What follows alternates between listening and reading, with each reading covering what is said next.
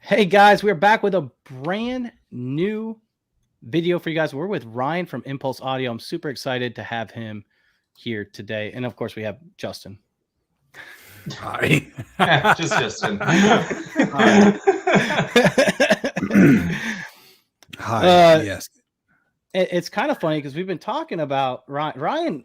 If you guys don't know, Ryan created the Elusive 1099's, and his speaker, when they first came out, were very elusive. In fact, they're still elusive on DIY Sound Group. And if you've been following YouTube, Ryan himself has been elusive. Sorry about that. Staying true to the name, Ryan. So I know everyone's been wondering, where have you been? Well, I wanted to be doing videos, but about 2 years ago, I started a big addition on my home.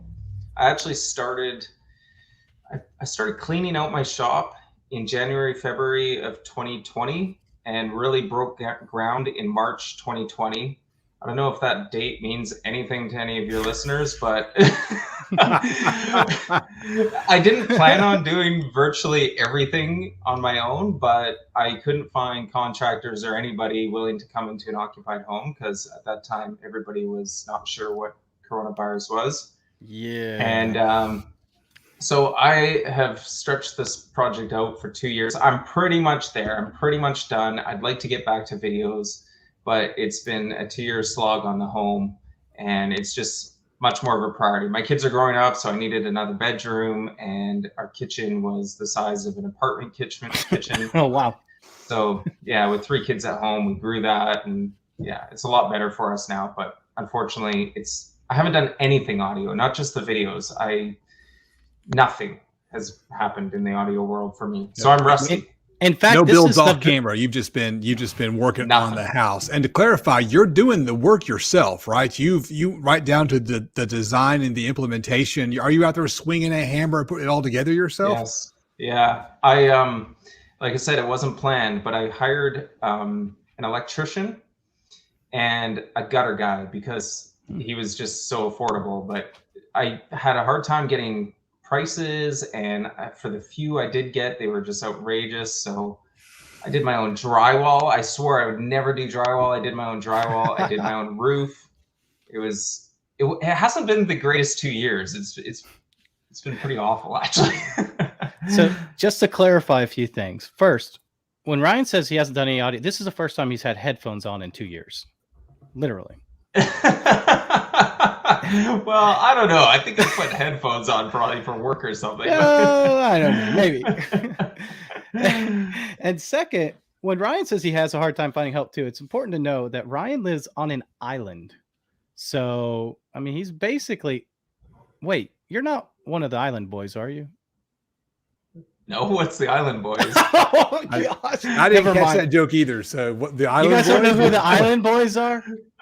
We're the Island Boys. No. Oh, no. Okay. I mean, I do live on an island. It's a big island, but yeah, it's not. We probably don't have the range of contractors that you would normally be able to find. There's lots of contractors and home builders and everything, but is it really? You know. Yeah, it's not like an island that most people would think of. There's, quite a range of people living here, but yeah, I mean, you got like 4 choices and that's kind of it. So that's pretty good. So someone asked me this past week, it's kind of funny because, well, Justin, didn't you want to talk completely about car audio today, first of all? Yeah, I wanted to ask you all about your car audio experience. But we actually talked before the show, and he said, "Please don't ask me anything car audio. I haven't touched car audio in ages." But that's okay because I mean, there's a lot of people that got started in car audio. That's how they got into audio. Was they were a kid and they had a car and they put some speakers in it. And so at some point you've had some car audio and dabbled in it, even though it's been decades perhaps. So tell us, the Wayback Machine. What did you do when you were doing car audio? You don't have to answer that if you don't want to. Well, it's funny. I haven't touched the audio viewers for 2 years. They want to know. Yeah, he hasn't even touched home audio in 2 years. He's like, I haven't touched audio in 2 years. I haven't touched car audio in 2 decades. Actually, that's probably right on the money. Probably 2002, maybe 2003. You can tell yeah, he's an like, engineer. He's like literally thinking back. I had a 1986 Volvo station wagon that I got for free from my parents.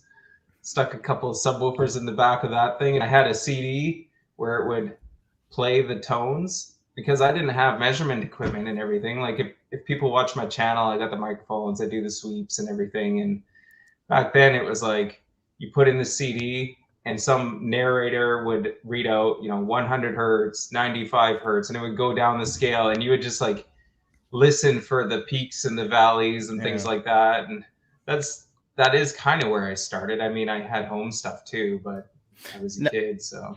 It's interesting because Justin and I talked about it too. And like I started in car audio too, but I got out of car audio pretty quick. I mean, it was car audio for a little while, and then, it went straight to home audio. And, nowadays we've talked about this numerous times. Nowadays, like with a lot of cars, it's not really even necessary to do a lot with your, car, especially if you're not driving very far. It's intimidating. I don't know. Yeah, it is. No, you're right. I don't know how you do it, Justin. Like the stuff is just. Well, I used to love working on cars, but now I'm confused.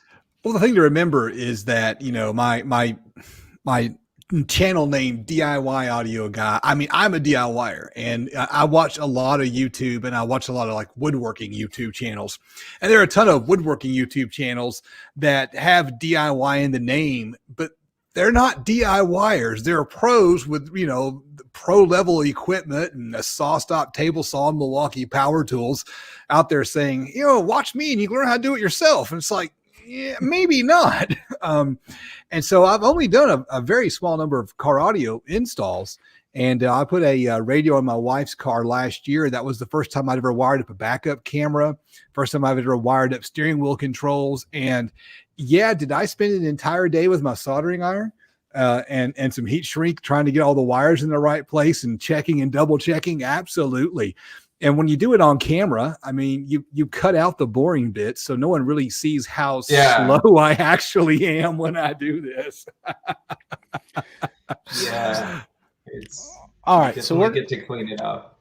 We're definitely going to bypass car audio because I was literally just joking about that. Well, what subwoofers did you have back then in 2002? Do you remember what they were? Because people like hearing about the old school gear. I think at first I had some Alpine S10s. Does that sound right? Right. Type S10. And then Type S10 inch. Yeah. And excellent then I subwoofer. upgraded those to I think they were 12-inch. I think they were Infinity. I'm not 100% sure though. They were something like that. And I didn't know how to design sub enclosures and stuff. So I remember going into some store with secretly carried in a tape measure. And there was a dual 12-inch box. It was like, gotta measure the port and everything. And then I just hacked a box together out of MDF and put it in my trunk. And yeah, I was banging. Now right there, that's the ultimate hack, right? Forget WinISD, forget a bunch of complicated design parameters. Just grab your tape measure and go to a stereo shop and measure a prefab box. You are golden. And that is the ultimate engineering shortcut. So that is awesome. Just copy someone else's work. Yeah, I think it worked. Oh, yeah. I mean, it probably did. I mean, car audio to some degree is a little bit more forgiving, right? Because you have so much bass to make up with bass as far as the extension and things. We've kind of talked about that. Cabin gain, right? Cabin gain, room effects that you're aware of are just amplified in a vehicle. You get a lot of cabin gain. And honestly, you can get close and still do a good job. I mean, you don't have to be perfect. All right, so let's go ahead and talk about Celestion Drivers. We all wanted to kind of talk about those. We were actually talking about it before we got started. Both Justin and I just did some Celestion builds. I did the Cinema 10 for those that watched it. For those of you who haven't, you're in the minority. I mean, I think that video is up to 50,000 views already in a year, a week, which is pretty awesome. I was really impressed. I was really surprised. So I really thank you guys all that watched that. And then Ryan, I know you use Celestion mids in the 1099's. I believe they're Celestion mids, right? Yep. And then I think you also have a subwoofer build with a Celestion, correct? Not a subwoofer build, but I did a personal build using FTR 3070s or something like that, like a 12-inch Pro Audio mid-bass type of thing. Trying to think of what else I've used Celestions for. I've tinkered with their coaxials, which were fairly new 2 years ago, but they're around now. Well, and they're also very familiar and used a lot on DIY sound groups. In fact, I think the 1445 is almost one of their go-to. I see a lot and used in a lot of their builds. I know that you didn't design those. I think Matt Grant designed a lot of those. Yeah, it's kind of I've missed out on helping Eric because of this 2-year hiatus. We were talking right up until I broke ground, and I was going to do some things with those coaxials and a couple other builds. Just had to put the brakes on. Yeah, I mean, what exactly we talk about is the DIY sound group? I'm asking the question because I know the answer, but maybe our viewers do not know. What is the DIY sound group? Where did that come from, and what is your involvement in it? And what are these 1099's we keep speaking of? Okay, well, there's a lot to unpack there. DIY sound group has evolved quite a bit. Originally, it was just a group of AVS forum members who were trying to solve the waveguide puzzle. And I wasn't even that active when I followed along. I read every post in this, 300-page thread. And once in a while I'd throw in my 2 cents, but basically they were trying to come up with the ideal home audio waveguide, something that didn't prioritize the same things that pro audio guys did. Sure. And after quite some time, Eric Hentz is kind of the guy behind it. He sprung for some molds and had actual waveguides, the COS 12. He had those molded and available for sale. And when you say molded, are you talking about like injection molded? Yep. Yeah, injection molded. He had like 2,500 of them done or something like that. Oh, cool. And then sold them basically at cost to try to get it out there. But 2,500 of these things, most people didn't know what to do with them. So he said, well, we need a few people to do designs with them.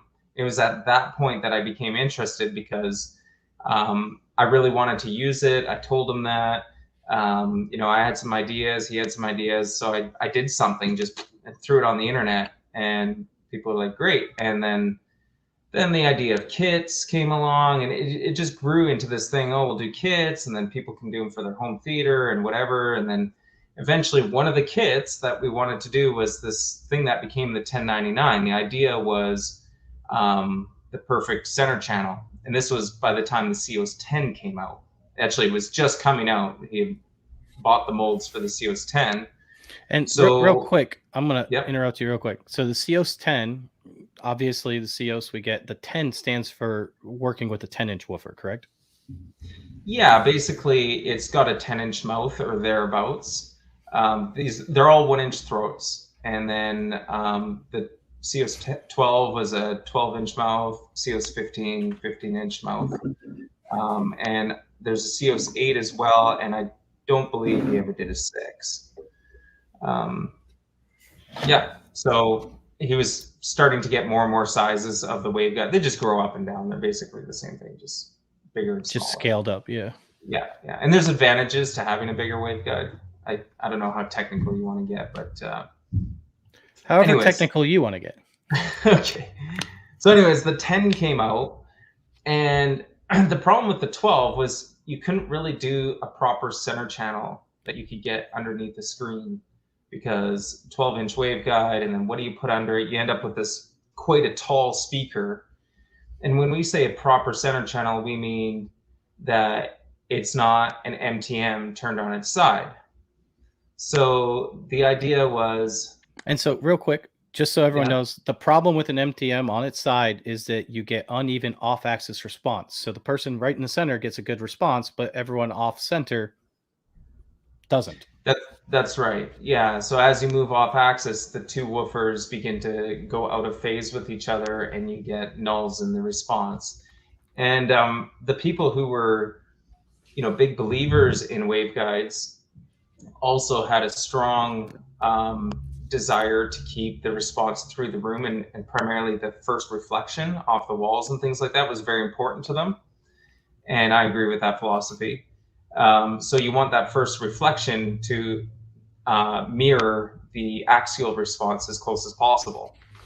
So with an MTM design, you don't get that. You might, some people say, well, it doesn't matter. I sit dead center. I'm the only person who matters when I watch my movies. But they're forgetting that the off-axis response being bounced around the room can be quite ugly.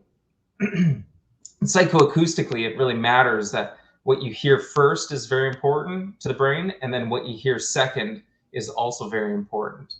And if the two are different, it actually plays the same trick on your brain as distortion might play. Like it becomes fatiguing, and it's hard to pick up. But over the course of a 2-hour movie or a long listening session, you can become fatigued, and it feels like you've been listening to a speaker with distortion for some time.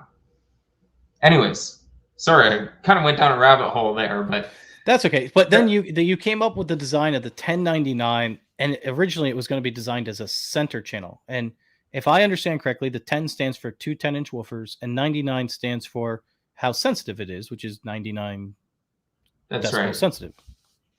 Yeah, the 10 is kind of like, well, it's a 10-inch format, right? The 10-inch COs, the 10-inch woofers. So is that format, and then the sensitivity was 99 dB. Yeah. So it was not named after that. It was not named after the IRS tax form. Then that was just a coincidence. Well, we were trying to come up with a name. It's funny you say that. I'm from Canada, so we don't have that tax form. And I said, well, everyone on AV's forum, we didn't really care for the names like the Majestic 10 and stuff like that. We were more into the technical type names. So I said, well, how about 10-inch format, 99 dB, 1099? And someone said, oh, just hearing that gives me shivers. And I said, that's what this speaker does. And I didn't even know what he was referring to. Right? Someone was like, oh, 1099. And I was like, perfect. And everybody laughed about it. And it stuck. So that's what we went with. Now, so that's actually really funny. And I think it was called, is it Elusive because it was so hard to get at the beginning, or what was going on with the Elusive part of that? Actually, at first it was just kind of colloquially the 1099. And when the website became a little more legitimized, I guess, like when Eric finally got a proper website and kits on there and everything, he was having such a hard time. I think it might have been the Celestion mids. He was having such a hard time getting them that, people were saying like, this speaker is really elusive. It's hard to get this thing. And so he just added it, rebadged it. Yeah, rebadged it the Elusive 1099. So your first iteration of the 1099 was actually the horizontal one. It was not the vertical. Well, it was both. Oh, it was both. You did both at the same time. I was under. I don't know, when you said that you were trying to go after the center channel, I was thinking, oh man, did he just do that one first? Wait, okay, I got you. Well, it was, the whole idea was for people who didn't have acoustically transparent screens but wanted a CO speaker. We didn't want a kit that forced them to cram. Like at the time, the Fusion 12 was big, but that didn't really fit under screens very well. Especially, it's one thing back then, a 50 or 60-inch TV was common, but people in home theaters were using 100, 120-inch screens, and that doesn't leave you much room underneath the screen for a speaker. So we wanted it as compact as possible vertically, which worked horizontally and vertically. So we wanted a speaker that someone could build for the LCR, right? Yeah. That is it on DIY Sound Group. It's gone up in price. Out of stock. There you go. Out of stock. It's elusive once again. You know why? Yeah. It was actually in stock when we first started the show, and now that we've talked about it a little, it's been out of stock now. So the kit consists of a pair of 10-inch drivers And those aren't subwoofers, right? I mean, I'm sure they get low just fine, but they're not designed to be subwoofers. You need a They don't even subwoofer with get this. low. They Yeah. don't. They don't even, They just they don't get even loud. get low. They get loud. They go to like, if you like running a really low, 40 or 60 hertz crossover in your home theater, if that works in your room or something, this might not be the kit for you. Like 80 hertz, at least, even 100, Okay. 120. Yeah. Well, and that's kind of the thing that I try to mention to a lot of people with, like, I've been doing some builds like the Cinema 10 I just did.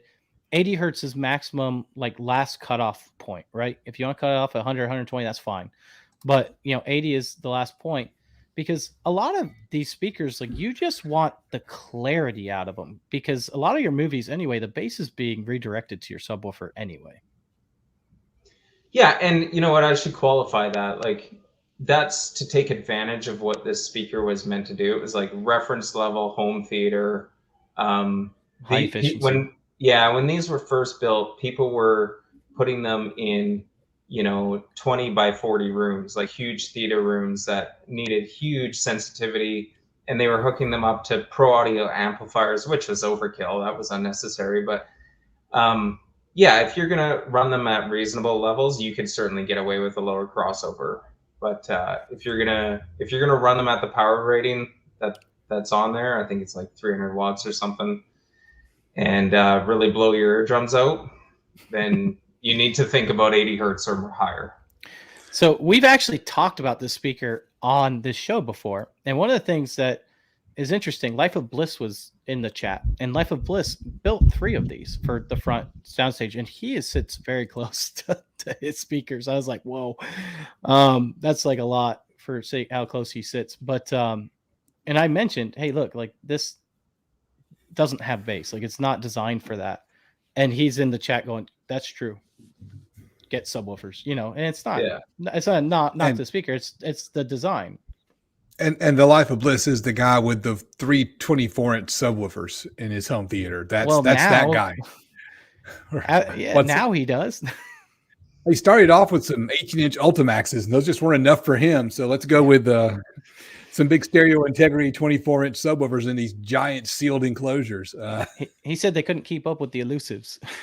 Well, and I did have quite a number of people who built them, and they had like the run-of-the-mill Best Buy 10-inch subwoofer or something in the corner, and they go, hey, I'm going to get into this DIY thing. Everybody's talking about these Elusive 1099's. So they build a set, and they private message me kind of like, I'm not sure this worked out for me. And there was such an imbalance. Like, their AVRs could not trim the difference, right? They'd be, -10, +10, and the subwoofer just still would not match. Because, most, run-of-the-mill subwoofers are legitimately like 80 dB sensitive, right? And, an honest 150 watts in their little plate amplifiers.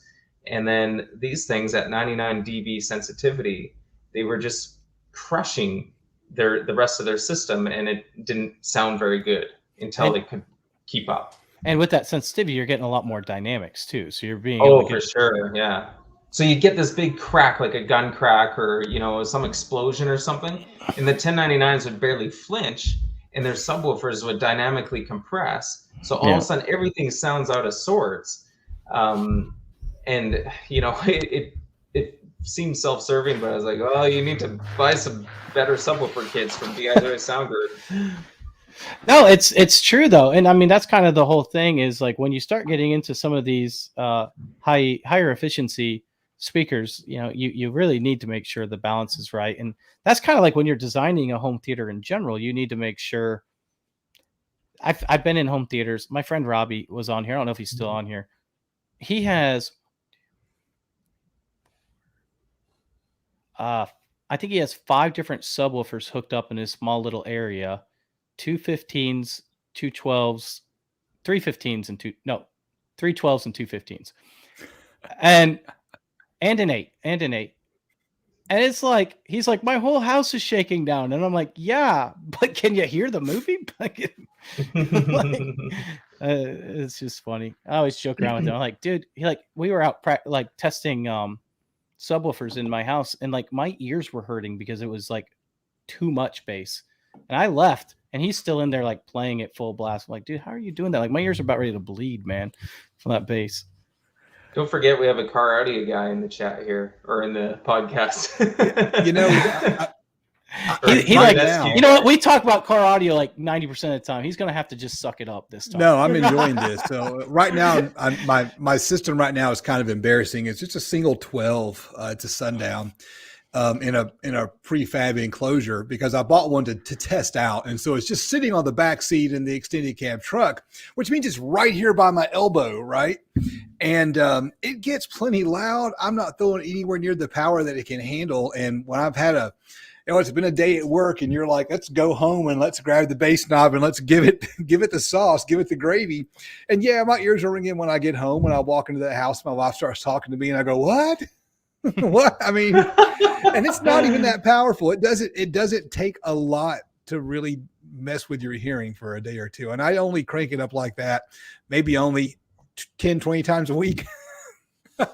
Right, only every so often. Yeah. But I don't know, it's just fun to be able to do that, to just crank that stuff up. And this conversation is really interesting to me because the kinds of things y'all are talking about are nothing like your typical go down to Best Buy and buy some home theater speakers. You're talking about pro audio drivers that are high sensitivity. You don't need a ton of power to run these things, and they get really loud. These things were 99 dB sensitivity, right? 1 watt, 1 meter, 99 dB, and it can handle 300 watts. Okay, this thing is amazing. It goes very loud. Yeah, I would say so. And the idea was you could go ahead, Ryan. Sorry, I was just going to say the idea was you could be 15, 20 feet back from your screen and still get a very powerful sound at your seating position, which you can't get in a car, right? Like you don't sit that far away. Right. I think people forget that in the car. You are right on top of the speakers. They're in the wrong place and aimed the wrong direction, but you're right on top of them. Well, that was the thing that I was going to say too. Like whenever you get like a really sensitive, let's just be honest, it's being harder and harder to get a home theater receiver with pre-outs now, unless you're going like top to line. Yes. That's a problem with me. It's a problem with me too. And so like, that's the thing that like something like the 1099's and even the Cinema 10 that I just did are helpful because you don't need a lot of wattage to get them loud. And because home theater amplifiers are not the cleanest, right?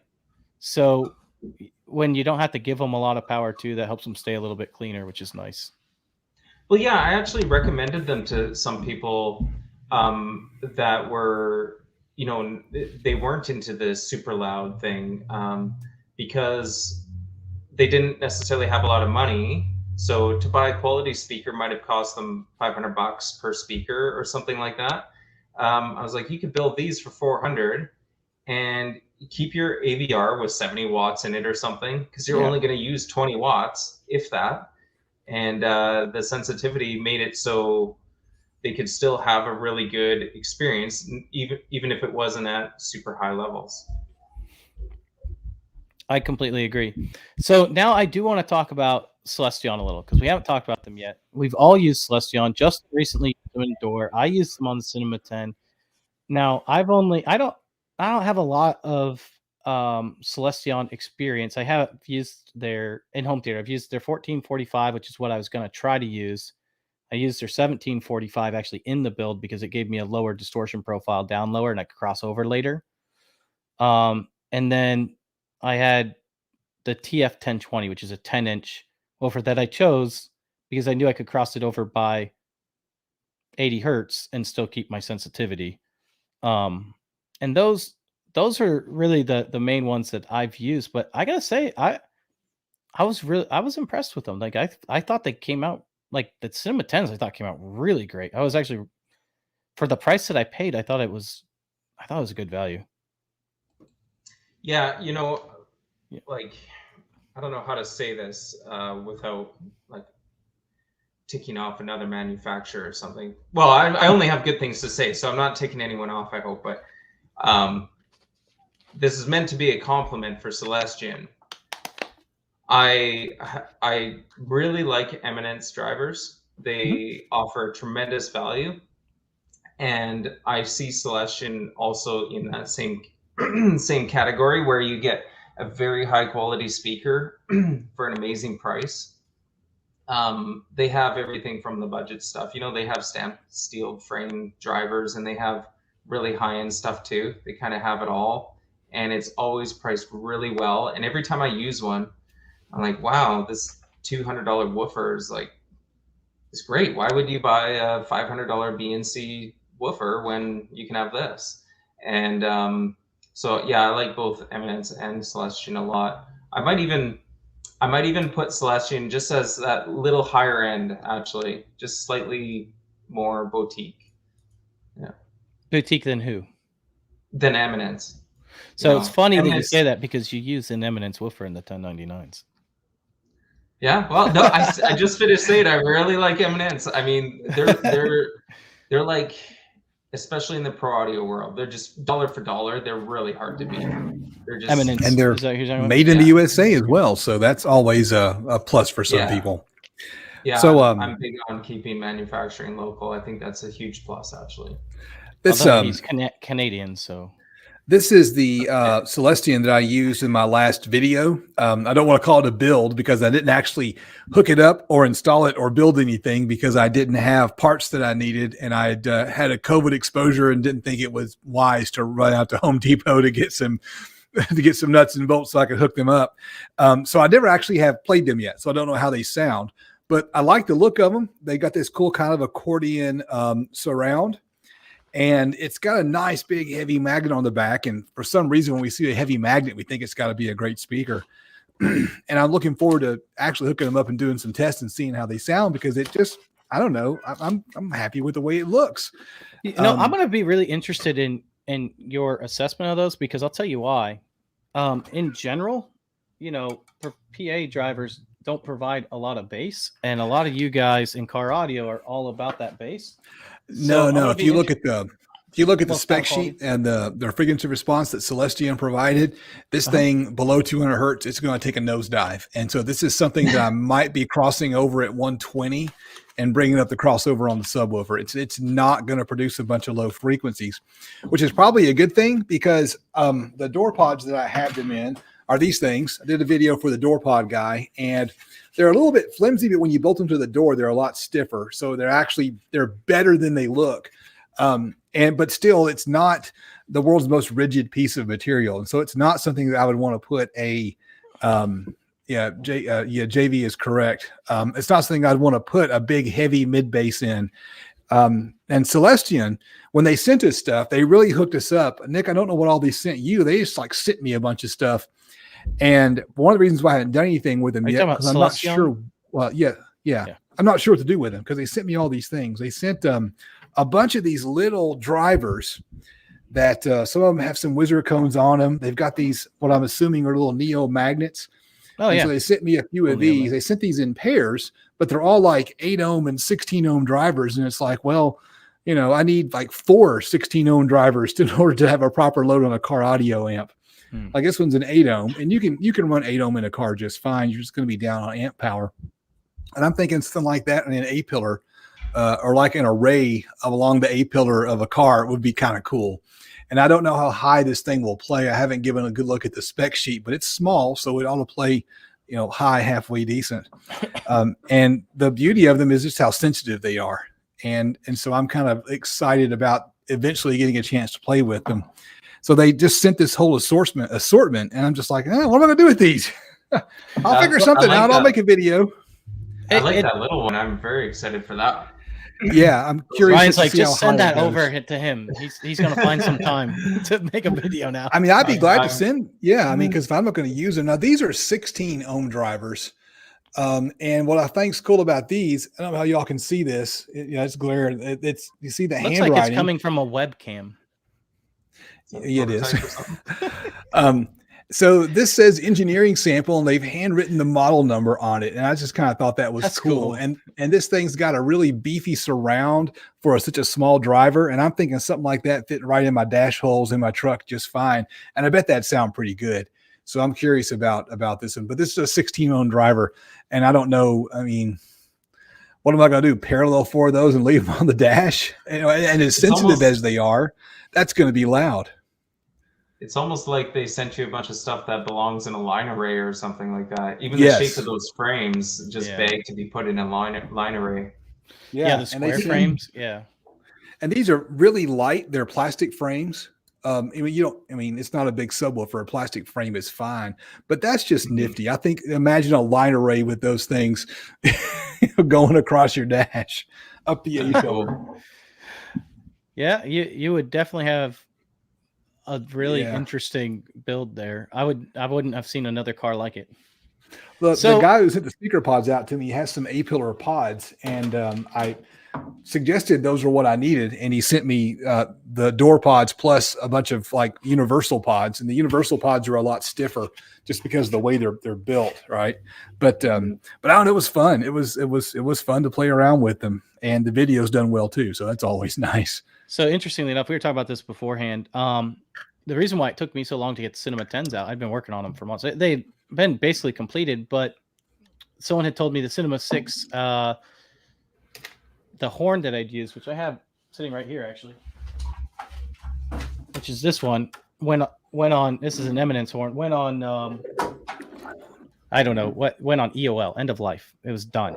So the next one that I really like was the Dayton Audio H6512. It's a constant directivity waveguide. It's very, very good. It's actually very similar to the CO Slim. When you see a lot of the compression drivers in both of them, it actually has a very similar response. So I was like, oh, okay, I'll use that. And so I was excited. I'd used that before, but I needed an adapter because it was a 4 and I needed a TPI adapter. So I ordered these. These are Prv adapters. These things I ordered like 6 months ago. They came in today. I was Are like, they just plastic? Yeah, they're just they're like a hard polymer. They're actually really well made. But you think they'd be able to just crank those out like 1,000 a day? I know, because all it has to be is that's why when they said it was on back order for like a month, it's like, it's no problem, it'll come in. Didn't come in. And I kept getting an email from Parts Express. Some of you guys have been in this, kept getting an email from Parts Express on back order. And of course, this isn't anything that they make, so they're really just at the manufacturer's will on this, right? Like if this was a Dayton Audio thing, then I could be like, well, Parts Express, you should know better. But this is PRV, so they really have nothing to do with that. As far as whenever they get them, they get them. They can only go off what the manufacturer tells them. So I ended up using Eminence ones in there instead of these. I thought the plastic might be a little bit better with resonances versus the metal, but I don't know. I didn't have two to try, but I wanted the plastic, but ended up with the Eminence metal ones, aluminum. I think it's aluminum. So, and the only reason why I didn't do Eminence in the first place is because the first one that I ordered from Eminence, the threads were threaded wrong and it wouldn't fit in the horn. And I was like, really? Yeah, I know. Yep. I have it. I think it's right here, actually. Is it 8 TPI or whatever the standard is? I can't remember what it is. It's just a TPI, but it would only thread in about halfway. And so whoever did that got it twisted or something. It wouldn't thread on any of my horns. So I tried them. I was like, all right, well, maybe it'll work on this waveguide. Nope. Maybe it'll work on this one. Nope. All right. It's this. But I was going to say, I tried the Cinema 10. I was going to do a BNC. I used the DE250 on the Cinema 6, and I was going to use that on the Cinema 10, but I like the 1745 came out so good. I was like, there's just no reason. Yeah, that's a very good compression driver. Yeah, I've used a couple of their compression drivers. I can't remember which ones exactly, but they're very good. So Ryan, I'm going to jump in and ask you a question, if that's all right. Sure. Those who've watched Ryan's channel, and if you've seen his channel, even though it's been 2 years since he's posted something, pre-COVID-19 was when you last posted something, right? So you've gone the whole pandemic, right? So if you've ever caught his channel, give us a thumbs up down in the chat so we know if you know who Ryan is. So the thing I liked about your channel was the testing that you did. And you may be familiar with Aaron's Audio Corner. He also does a lot of testing as well. You dig out a testing microphone, you run a sweep, and you show the frequency response of whatever, tons of different things, right? And so I'm kind of curious, what setup do you use for those tests? How do you run those sweeps? What are you using? And if someone wanted to measure speakers, how would they go about doing it to make sure they did it right? And what do you do with all the data you collect? It's a lot of questions. Okay, well, I'll start with what I have. I do get this question a lot for some reason, but what I have is not what someone else needs to use. There's lots of options. I have a mini DSP mic that's calibrated by, oh geez, I forget the name. Spectrum whatever. Acoustics or what? Yeah, I know. Yeah. We all know who you're talking about. Yeah. So I've got the cal file from mini DSP, and then I have the cal file from the place, and they're both fairly close, but I use the third-party calibration. And then I have just a regular old Windows laptop and Sound Easy version like 20, which is a bit dated now. But I've lost my key fob since 2 years ago because I went looking for it the other day and I can't find it. So I don't know if I'll keep using Sound Easy. I was never a fan. There were some features I liked about it that I'll miss. So I might buy it again, but we'll see. And an old Woofer Tester 3, what's now a DATS, but it used to be a WT3. But it still works. So I keep using it. Probably should replace that one day too. If it works. And once in a while, I'll use Home Impulse or Rue. And that's what I do recommend for people. I like Home Impulse. I just find it really easy and intuitive. But Rue is more powerful. It has a lot more options. So if you want to go deep into this stuff, I would learn Rue.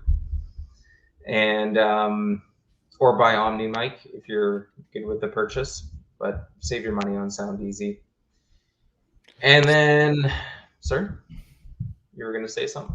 Well, no, it's just funny that you said that because Rue is obviously very powerful. Rue can also be, because it's free, and that's not just because it's free, but it can also be somewhat complicated to use in some essences, like, some things make it's a little bit harder. Like the OmniMic I started using, and I recommended it to one of the guys on the forum. I said, look, if you just want to do this every once in a while, go get you make one and go get Rue. It's free. You're done. Like if you're just doing this for hobby every once in a while, do that. It's going to save you a lot of money. But if you're really serious about this, you want to start designing speakers and building them, then go for the OmniMic because I think it's a lot easier. So the guy gets the OmniMic home, tests it out and goes, I think I'm doing something wrong. And I said, well, why do you think so? He goes, well, because I turned it on, I pressed the sweep, and it says everything is right. And I just feel like I'm supposed to be pressing more buttons in the thing. I'm like, no, you're good. You're done. Because, I don't know. In Rue, sometimes you have to go in and you have to set your impulse. And, people are confused about how to do that. And OmniMic, it's all right there on the screen. It's pretty simple to do. A little easier. Yeah, it's interesting you say that because one thing I don't like about OmniMic, this is going to sound funny. I talked with Bill Laszlo lots. I really respect him. He's awesome. But he's made OmniMic so, what's the term, like automated? Yeah. Simplistic and automated that I actually fear that new users are going to miss some of the technical things, like how you say, how it just sets the gate for you and without like actually having to think about what the gate should be. Share my screen there, Nick. I pulled OmniMic up. Oh, sure. Go ahead, Ryan. Keep going. Yeah. Okay. Oh, it's gone up. Yeah, I think it used to be $199 or something back when it first came out. It used to be $200. Yeah. Yeah, but it's still good value at $300. But yeah, it's like the new person might do the sweep, like you say, and go, "Wow, that's it." But it's got a default gate setting for the reflection. Sorry, I'm in a household here, 3 kids. It's a little nuts. Dude, don't worry. I've had my kids open up the door on us before. It's all right. Anyways, yeah, like I was saying, it's possible to make mistakes without you knowing that you're making mistakes or that you're leaving information on the table that you're not seeing properly because the software is doing it for you and maybe it's not doing it optimally. So that's my biggest criticism of it. Whereas Rue is really complex, like you say, it's not that user friendly. It's really like, it looks good and it's definitely more user friendly than Sound Easy, but so it's much easier to make a mistake as a newbie. But if you put in the effort, you're gonna learn exactly what's going on. Well, and you know, a lot of times when you're supposed to, you know, like the Omni mic, one of the things I like is it picks the right track for you. So when you're doing distortion, it picks the slower track to pick up on the distortion. Where a lot of people with Rue, they automatically just keep it set on the same one, and it's going real fast. Whoop whoop whoop whoop whoop. You know, and you may not be picking up your distortion properly because you know you're not picking the right tracks. You're not slowing it down. You're not speeding it up for the different things. And honestly, when I first got started with Rue, I was like, so which one am I supposed to pick? Which one? So I could see your point though, especially what you're talking about with the gating.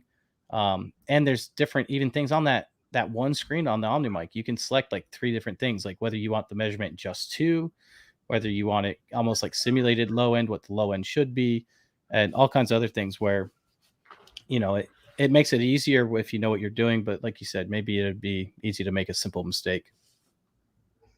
Yeah.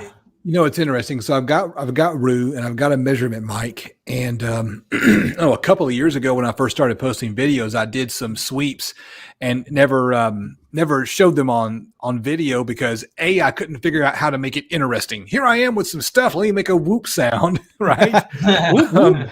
Well, you know, and oh, look, here's a printout on a screen. And so I struggled with trying to make it interesting. Not that my stuff's interesting at all, but and the other thing is I had zero confidence that I had done it right. Yeah. And when I start thinking about all the things you got to think about, like, for example, if you're doing this in a room, you're not measuring the speaker, you're measuring the speaker and how it behaves in your room. Right. Mm-hmm. And so like Ryan, when you test these things out, you put the speaker on a ladder outside. Mm-hmm. Why do you do that? Tell me what the logic is behind it. So real quick before he goes in, that the gate that he's talking about is trying to get out room reflections. Yeah. So, and that's why I go outside, because you just can't beat, well, maybe if you have Aaron's equipment, but I don't have Aaron's equipment. So you can't beat physics. And when you're in a room, unless you have a very spacious room like a gymnasium or, you know, maybe not that big, but in a typical home, you cannot get away from the reflection. So the software can do things to remove the reflections for a portion of the frequency response, namely the high frequencies.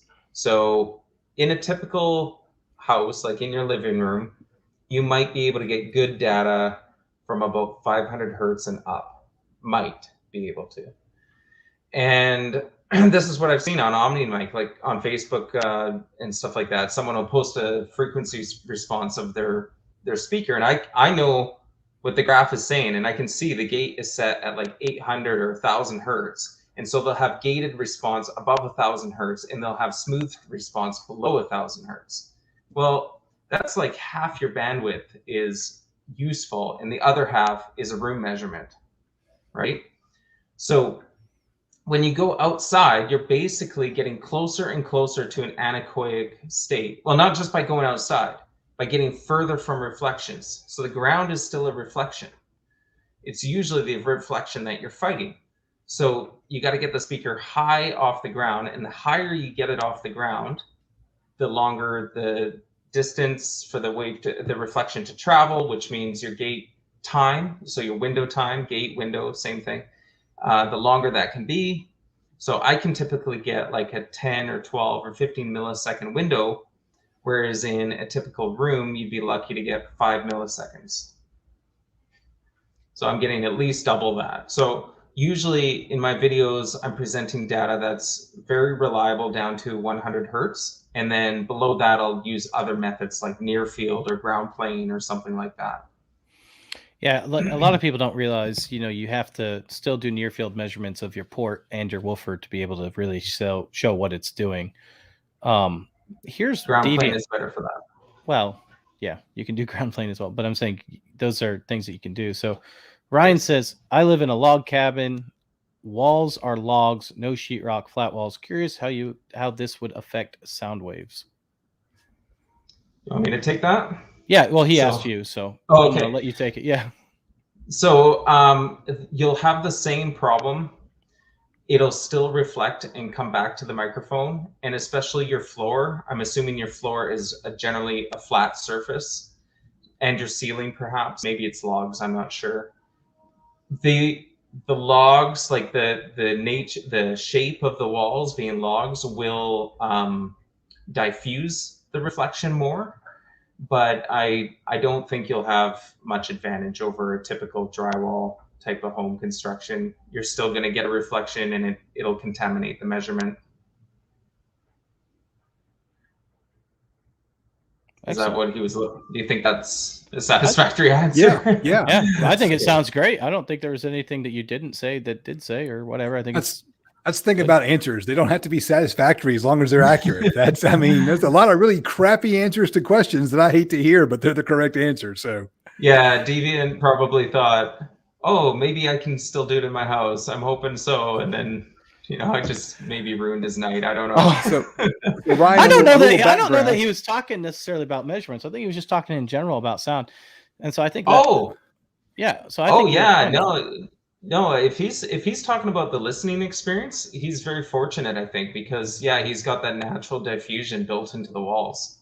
So, and I'm not huge on room treatment. I think don't get me wrong, room treatment's important, but I think having a natural environment that does bodes well for your sound is the best place to start. So a log cabin wall, you're on really good starting ground there. So Ryan, a little background. We've got a rambunctious chat that follows around several different groups that do these live streams. They call themselves 14.4 volt talk, since a car actually with the alternator going charges at 14.4 volts, and they're making fun of 12 volt talk. And sometimes they get really rambunctious in the chat, and Deviant is one of the founding members of that group. And we've got some, they're great people, but they have a lot of fun in the chat anyway. So so you gotta keep an eye on them sometimes, because sometimes they get a little rambunctious, but I'll take them. They're welcome here anytime. So I like those kind of people. Yeah. Well, then you would like this a lot. So when are we ever going to see any more Impulse Audio videos? Oh man, I feel bad because last summer, at the first part of summer or spring, a few people asked me that, and I actually filmed a video, and I never got it put together and uploaded. We apologize. No problem. It was for some ceiling speakers that I'm going to do in my addition.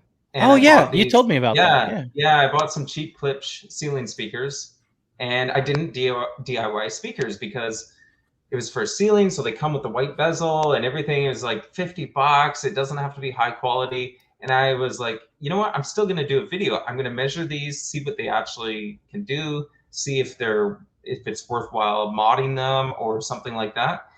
And I told people, there's a video coming. I promise I'm going to do something here. And I feel really bad because I had to finish siding the house, and I never got to the finish line on that one. I feel super bad. It's still there. I'm sure I have all my video footage somewhere on this computer. I just haven't done it. And those speakers are still sitting in boxes in storage. Look, do not feel bad. Me and Justin always say family and all that stuff comes first, man. Your family and your faith come first, and then videos, if you have time, sure, do them. But if you don't, you know what? It happens. Life happens. Yeah, I hopefully struggle this to get spring 1 I can and put 2 on. out a month, and so it's okay. You get your addition finished, get your space set up where you can do your videos, and then when you get back to that season in your life where you can crank out more videos. And in the meantime, y'all need to go watch his old videos, because just the wealth of knowledge that's there. you had stopped posting, and before you stopped, you did some videos where you grabbed your guitar and you did a little bit of strumming and talked a little bit about, the science of sound. And I cut you off because I wanted to bring that up. And I would love to kind of hear your experience with, strumming a guitar and showing us what that's all about. So what was the goal of that video? And, tell us about them. You had a big full beard when you did that as well. So. Yeah, it's funny you mentioned how like taking measurements and stuff seems so boring on camera. And that was part of my problem because, I'm just technical in nature, and that's kind of what I enjoy about audio is the technical aspects. So how do you like show that on camera, right? And a lot of people ask about harmonic distortion. It seems to be a big topic of interest. And I wasn't including much harmonic distortion data in my videos, and people would call me on it. Like, they'd say, great frequency responses and stuff, but what about the distortion? And so I tried to include more of that, but I also wanted to explain it because I felt like most people don't have a thorough understanding of what I don't mean that to sound like rude or something. I'm not being condescending. I think you're right. It just, it's a complex subject. It's not as complex as phase. People really struggle with phase, but harmonic distortion is confusing. So I used the guitar to kind of show what you would hear with different fundamental, different harmonics, and why some harmonics are more objectionable than others. And I got a lot of comments on that. It seemed to work. People really appreciated having like a visual, or not a visual, I guess, but some way of understanding distortion that isn't just a graph. They could actually hear what it was. Well, and I'll tell you, like the graphs in general, I think if you ever wanted to do just a video that people would like, maybe I'll do one sometime. I have too many videos already on my back burner that I'm not interested in doing this right now, but would be explaining like the different graphs, because I'll tell you right now, there are so many sites like, what is it? Like the science, audio and science review, and other ones that will show waterfall graphs. They'll show impulse, all those things. And people will look at these and they'll be like, awesome. What is this saying? What does it mean? Yeah. Because I don't know how many times like people have responded and written me those questions. And then people have asked me why I don't put them on video. And I tell them the same thing, because you won't understand. Like 99% of the people I show this to don't get it. Like they're not going to understand it. So I can show it to you, but then 99% of the people are like, all right, cool. Here's 3 minutes of my life that I'm going to skip. And by the way, we can tell which parts of the video you skip, guys. So we know what you do skip. Also I'm always concerned about my data being compared to other sources of data. Sure. And like CSD and harmonic distortion, those sorts of graphs are very vulnerable to misinterpretation. So, you take a CSD graph and you show it, and then someone says, well, I measured this Celestion driver and this is what I got. And there's 3 axes on a CSD graph, and they're all so critical on how the information is displayed. I can make a driver look like it has dead short CSD just by manipulating the Z-axis. And it's not accurate. It doesn't provide you good information, but it can make you think that the driver is really, I guess, a high performer. So for those of you guys who are wondering what CSD stands for cumulative spectral decay. And you actually show waterfalls. Yep, and you show some on your channel. So if you want to know more about it, subscribe to his channel. I did link it in the description of the video, I believe. And if I didn't, I'll make sure to do it at the end. And I also linked it in the chat for you guys that were asking about it. And I'll link it one more time now that I'm talking about it. So there you guys go. It's there in the chat. I'm pretty sure I put it in the description too, but if I didn't, I'll make sure to link it. Yeah, in my later videos, I did include a lot more harmonic distortion and CSD and all that kind of stuff, reluctantly, but enough people asked for it. And I might, in the narration of the videos, I might say, careful with this data, or this doesn't really mean much. I can't remember what I say exactly, but That's what I'm So- getting at. People started telling me that they wanted to listen to my speakers. Like, they're like, all right, well, can you play some music through them? And I'm like, I can, but it really doesn't give you the sense of really what they sound like, because you're hearing a microphone that's, one, not flat, two, then it's going to YouTube, and now it's getting compressed. And I don't mind doing it. And three, I check my data and no one watches it. And so I Really? started, yeah, I thought it would be like one of the most watched parts. There is a clear dip when I play a song, like a very clear below average viewership of that area. I'm like, okay. So what I started doing is I started putting it on the website, right? So I'm like, all right, look, for those of you who want to listen to them, here it is on the website. You can go there. That's not being tracked by any data or anything, and you can now listen to it there if you want. And I feel like, sometimes like putting data like that out there is one of those things that, like, all right, for the people that really want it, here you go, you can have it. There's still a source for you to get it, but in the same instance, you don't have to present it to everyone if you don't feel like it's necessary. I've actually had at least one person comment on a video that because I didn't show subwoofer flex, that something fishy was going on with my subwoofer build. It's like, oh, okay. This thing that everyone wants to see, but when I look at the data, no one watches. And I mean, it's easy to make a subwoofer flex. All you have to do is play an octave below the tuning frequency. That's what's impressive about that. Yeah, I've had some mod requests like that too, and sometimes I don't even know what to say to that. I'll do this testing video to evaluate the performance, and then I get this a lot. Like, they'll say, well, who cares about any of that? I just wasted 15 minutes of my life. How does it sound? I'm like, well, that's what I just told you. Well, yeah, kind of. I told you how it should perform, but really how it sounds is going to depend on how you use it and implement it, right? Like, I'm not going to play a bare woofer and wow, that's, it's going to sound like crap. It's got to be implemented in a speaker, and then it'll have a sound. But people want to, I guess, know. So, I think you're absolutely right, because people ask me the same thing on the builds. How does it sound? And I'll tell them, like, hey, if I heard something new and clear or whatever, but otherwise, so like the Cinema 10 and Cinema 6, people have asked me a lot, what's the difference? I tell them the same thing. The Cinema 6 is designed for more of a narrow dispersion. So if you're wanting to easily point out where things are coming for, that's a little bit better for you. Or if you have like a narrower room. And the Cinema 10s have a much wider dispersion. So if you're trying to fill up a room more, then, Cinema 10 will probably be better for you. It's, but which one do you want to build? I don't know. That's up to you. Whatever. I'm not gonna tell you to build one over the other. I think they both sound good. Yeah, and I think it's unfortunate. I don't think people like to hear this from me, but I think there's a ceiling to how good speakers can get. And I did something for a person. It was like probably $4,000 worth of parts. If it was a commercial build, it would have been like $50,000, to be perfectly honest. It used beryllium drivers and massive horns and all this stuff. Amazing. To this day, it's the best thing I've ever heard in my room. Oh, possibly in my life is the best. And you built it. Speakers. Well, I did the design. Yeah. Oh, I didn't build the speakers, but it was really phenomenal, really on another level. And if you were to ask me, like, take just an average speaker like the one I have behind me here, very good sounding speaker, actually, by the way.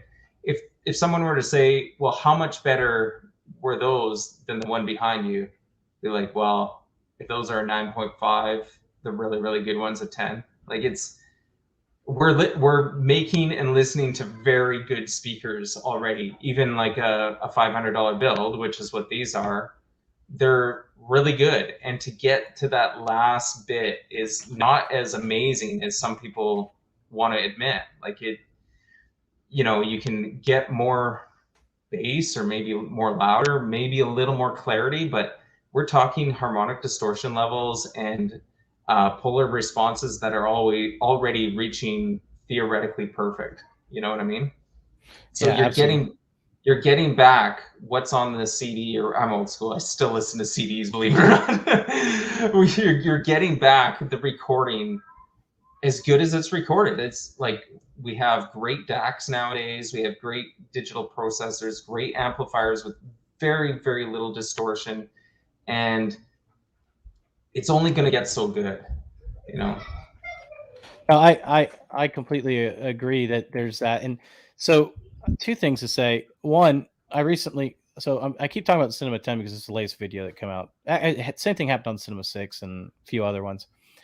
I built a box and I showed it on video, and I show my new CNC, Ryan. I know we both hated our original CNCs, but my new one I actually love. But and I built it with the CNC, like, you know, cut it out because it saves me time. I have kids in the house. I can throw it on there and I can leave. And this one, actually, I can leave and it does its job, which is great.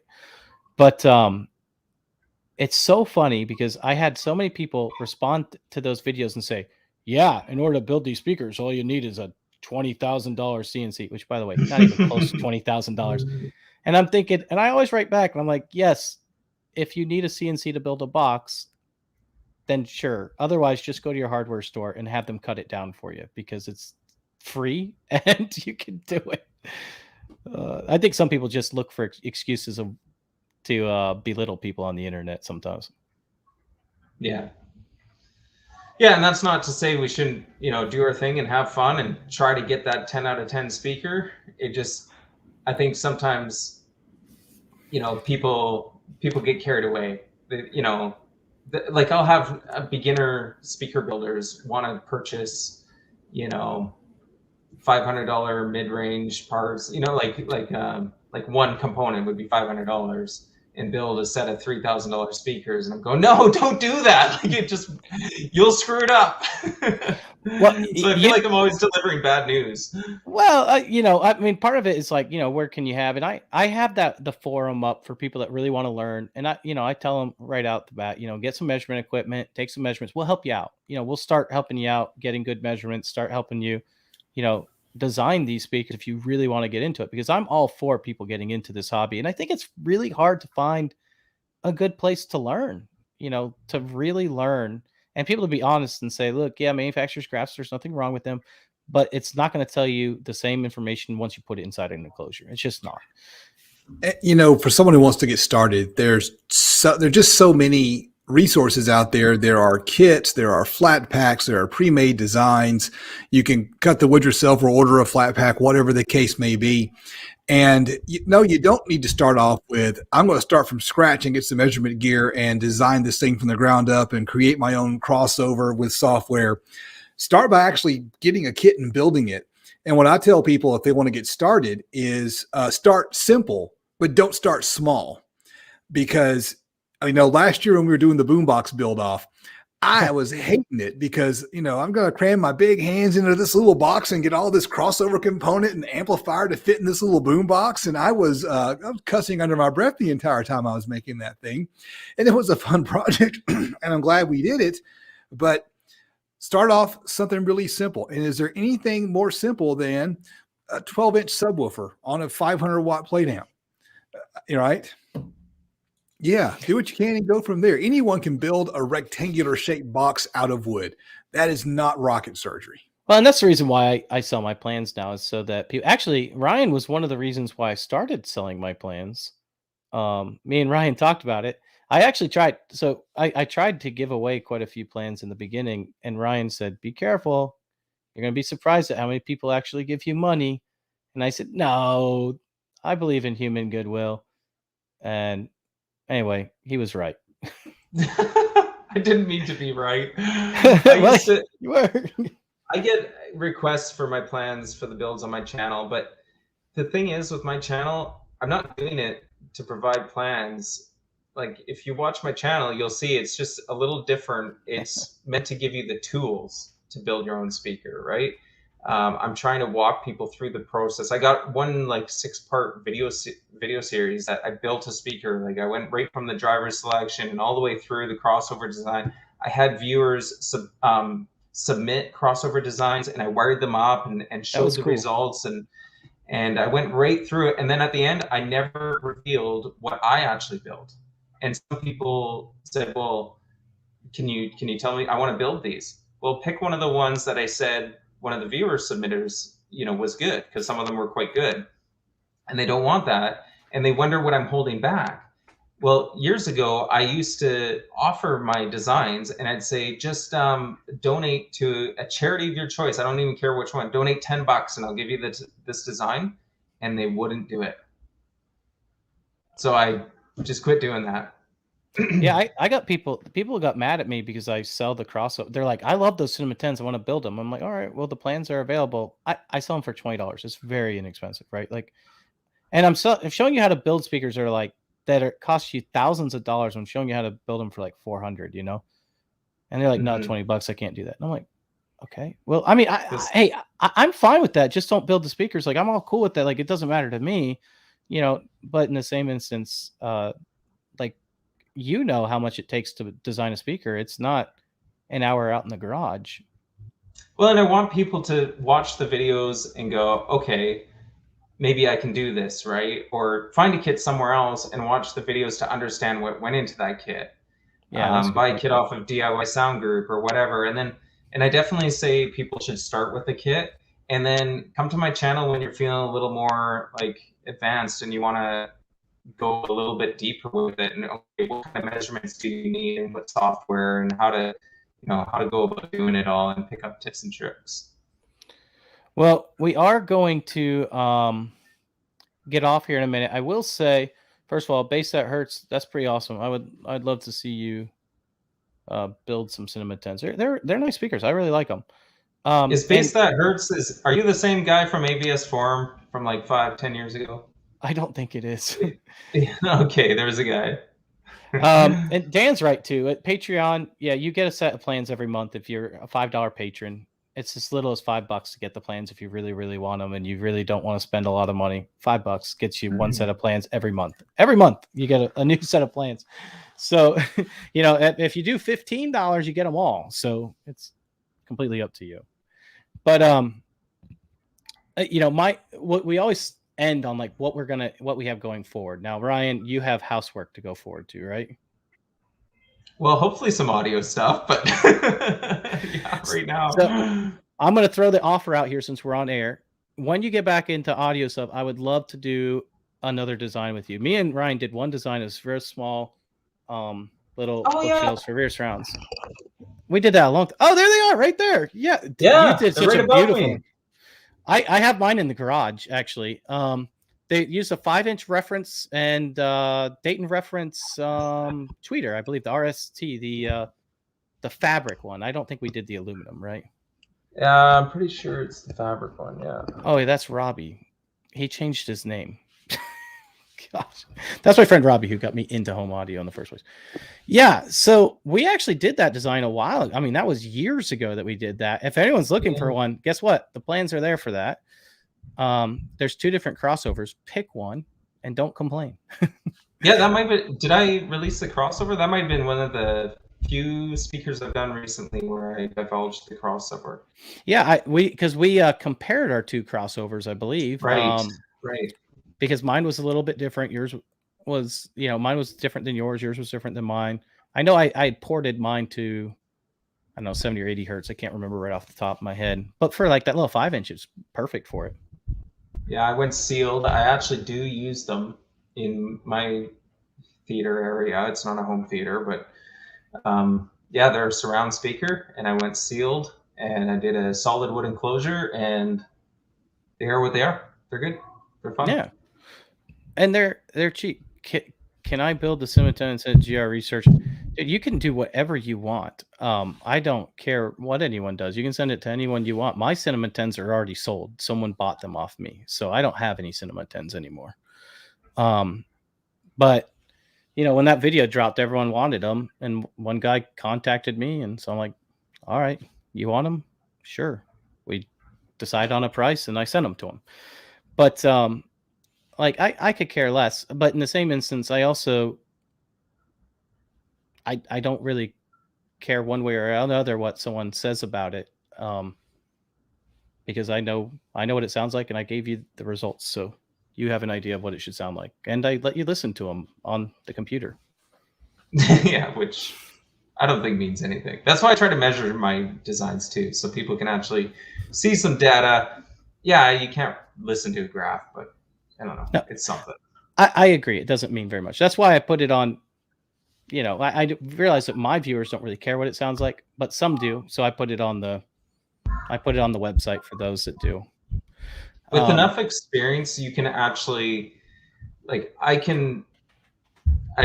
some people aren't going to believe this, but I can really predict the way a speaker is going to hear if I have a full set of measurements, not just an axial response. I need the polar response, horizontal and vertical, the bass extension, all that stuff. I will have a very good idea how that speaker is going to sound before I hear it. Yeah. Now, keep in mind, I didn't quite go into great detail. There's reasons why Danny from GR Research may not like my speaker, right? He sells his own kits. He doesn't necessarily want someone else's kits to sound good or like them or not want them to sound good. So I'm not saying that I don't trust his opinion. I'm just saying don't be surprised if it's from his viewpoint. And that's something that you got to be always, very cognizant of. If someone is selling something and I'm competing against them selling something similar, and you ask them to review my product, my product's going to be crap according to them. It's not going to be. That's why I'm like, I don't care what you do to it, but take the results with a grain of salt is what I would say. Right. And I would have a lot more. I wanted to send. Aaron actually offered to test them, and I was going to send some to Aaron, but I don't have them anymore. So maybe I'll build some again sometime and send them to Aaron. Aaron, I don't care. He's impartial, right? Aaron he's going to put them on the Clipple, and the Clipple's going to say, "Here's what it sounds like." He'll listen to him and say, "Yep, that's it. That's what I heard." I mean, that's. But he's not selling speaker plans either, right? He's not selling a competing product. So, and he did Ryan's, and he liked Ryan's, right, Ryan? Well, I was just going to say, actually, as far as making sure Aaron is unbiased in what he does, he measured my speakers. His measurements do vary day to day and just set up and the way the graph is presented. His measurements matched very closely to what I would have expected and what I got when I did the design. And his listening impressions, both his positives and critiques were exactly what I would have expected. He didn't get anything wrong, really. I mean, he was bang on, like the results, what he thought they sounded like, all that stuff was, and he was generally favorable, I think. He would also agree that they lack bass, they're meant for home theater, all that kind of thing. But yeah, if you watch his channel and from my experience, if he says X speaker, Y speaker sounds this or that, I think you're gonna be getting exactly what he's saying. So here's the deal. So here's what I was going to ask you. I never actually finished asking it. When you come back, I will buy the drivers. I will get you the driver. I don't care. But we need to do a build together. And it's been requested actually. A couple people have requested that we do a home theater build together of some kind. Now, we don't have to compete with your 1099's, but we should, something, I don't know, something cool for home theater. If you're into it, I think we should do it. Okay. All right. What do you have in mind when you say home theater? What do you mean by that? Well, I think people want the whole package 5.1 or something, or. Well, I was thinking just fronts for now or rears, but then maybe hey, if we like the fronts, then let's move on to the rears and the center. I don't care. Let's do it all. We can do it all. Okay. It doesn't matter to me. Let's get your new house. Let's get your new house set up with some nice speakers. I gotta get my ceiling speaker built done. People want to see the home theater build first. Yeah, I know they don't care about some clipped $50 speakers in the ceiling. They're like, we're done with that. That video's never seen the light of day. Well, you know what? It's funny because I actually installed in-ceiling speakers in my living room for the same reason. It just makes most sense, right? It blends. It's easy. It's living room. It's not my theater. It's fine. And I put for Atmos and rear surround. I used rears because my wife didn't want speakers hanging down. I said that's fine. So, I took video of it. This was like 8 months ago, maybe. I've never put the video out. I'm like, no one wants this. You're right. No one wants it. I thought I could kind of make it interesting because I would show what a $50 off-the-shelf speaker could do. you know, and it's not great. Spoiler alert, but it's not terrible either. And I kind of thought, well, maybe I could modify it. But then after I measured it, I was like, I'm not going to modify this silly thing. And yeah, I don't know. We'll see. Yeah, there's Maybe a certain. I think that's like the certain thing. Like I think my in-ceilings sound good enough for what they're used for. I'm fine with that. I don't expect them to be $1 million. And even if I modified them, I'm sure that my modification would be completely different than the next person who puts it in their ceiling, because it's going to be like, you know, the enclosure, everything in the back wave is going to be so different. Like mine, I have 5.5 inches, then an additional 10 inches. I think I have like 16 inches up there in the ceiling. And then I have no insulation up there. And I have so many other things going on that I don't even know that mine would probably measure completely different than, you know, someone else's ceiling, I would imagine. I'm not a big fan of buying an off the shelf anything and trying to modify it. And the juice is not worth the squeeze. Yeah, you're probably right. True. That's true. Yeah. Yeah, it's like got one single capacitor on the back of it. It's like glued to the magnet, and then it just goes to the tweeter. So the woofer's running full range, and then it's got this one cap. And I thought, well, peel that off and try to wire it. And I'm like, oh man, I gotta like dissect this thing, and I just was not interested in that. So you're right, not worth the squeeze. So just so you know, that is actually called a transition. You need to highlight High Five Vegas comment there. Yeah. All right, guys. Well, let's go ahead. We've been talking for way too long, but I have really enjoyed this. This has been a great chat, and you guys have been staying with us, so I kept it going for a little bit. But here's the deal. Let's go ahead and tell each other what we got going on in the future, what videos we have going on. I'm going to put us out. Don't go yet, because I think you're going to like what I have to say. Maybe what I hear too, but I don't know. So Ryan, I'll let you. I have no idea. Just do you guys do it. Do you have a video that you could put out while you're finishing the home renovations? Are you going to try to get something out soon? The whole purpose of this podcast was to get you on and shame you into posting some videos. Yeah, that's right. No, I'm kidding. I'm kidding. No. You gotta do what you gotta do. It's okay. To be honest, I just got back a subwoofer that I had sort of lent to a friend. And because, okay, so my home theater, the thing I'm disappointed with it right now is just the general cleanliness. And because it's been 2 years of neglecting it, I want to kind of pull everything out and tidy up the wires. And it was lacking bass. So I do have this dual 10 to add to my dual 12. So my bass might be okay now, but I really have the itch to do a subwoofer build. So you might see that next. If anyone's watched my channel, I did a couple builds with 21-inch and 24-inch subwoofers for another guy, and running those in my house was so fun. They're so good. It's so fun. And I'm very tempted to go big. Ryan, if you're serious about that, let me know. I might have a hookup that can get us some 24-inchers. Yeah, okay, man. I'm serious. I'm serious too. Remember when we talked off camera before the show started, and I told you that? The company I was talking about? They wanted to send me. They wanted to send me some. Okay, all right. I'm not I'm not opposed to that. I said I don't know if I want to. I said with the price of MDF, I don't know if I want to put $3,000 into a subwoofer. Okay. But no, if you're serious about that, let me know, and I'll see if we can. I'll see what I can do for you, and me. We can maybe work on something there. Okay. Yeah. So, anyways, that sounds great. That's the thing right now. I mean, I got to get the ceiling speakers in, but if I do, the next big thing I plan on doing would be a subwoofer. Subwoofer builds can be expensive though, so we'll see. All right, Justin, what about you, man? I'll close this out. I have been sitting on some test equipment. I did a video on gain setting in a car audio amplifier, and Steve Mead saw the video and actually sent me one of his distortion detectors.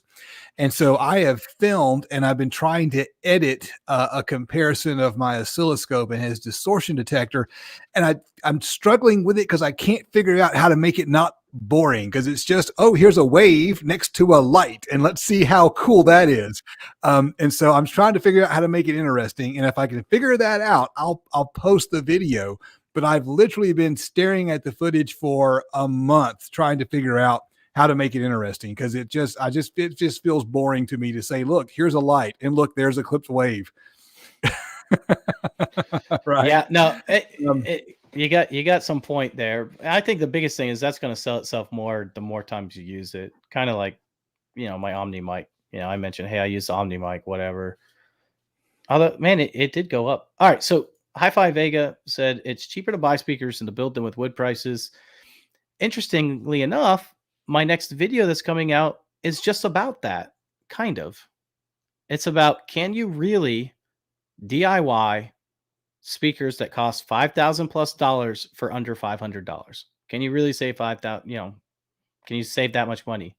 And the answer, I think, is going to surprise you. I think you guys are going to be surprised. I'm going to use real world examples with real world pricing so that you can get an idea of how much money you actually can or cannot save making DIY home audio, especially DIY hi-fi.